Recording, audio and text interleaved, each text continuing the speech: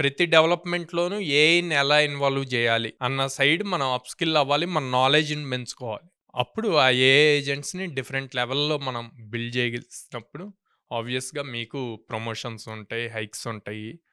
Next లెవెల్స్‌కెళ్తారు.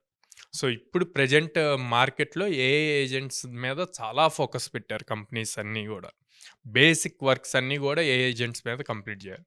Simple ఒకప్పుడు మనం hard అనుకున్నయన్నీ గూడా ఇప్పుడు సింపుల్‌గా అయిపోతుంది. హ్మ్. ఎందుకు సింపుల్‌గా అయిపోతున్నాయి? ఏఐ ఏజెంట్స్ ఏఐ వచ్చేసేసరికి ఈజీ అవుతుంది. ఒకప్పుడు ఇంపాసిబుల్ అనుకున్నయన్నీ గూడా ఇప్పుడు కొంచెం హార్డ్‌గా అవుతుంది. అంటే పాసిబిలిటీలోకొచ్చింది. హ్మ్. మనం చేయకుండానే ఆటోమేషన్స్ రాసేసి ఏఐ యూజ్ చేసుకొని చాట్‌జీపీటీలో ప్రాపర్ ప్రాంప్ట్స్ ఇస్తే దాని రిలేటెడ్ ఐడియాస్, కోడ్స్ అన్నీ వచ్చేస్తున్నాయి. చాలా సింపుల్‌గా అయిపోతుంది.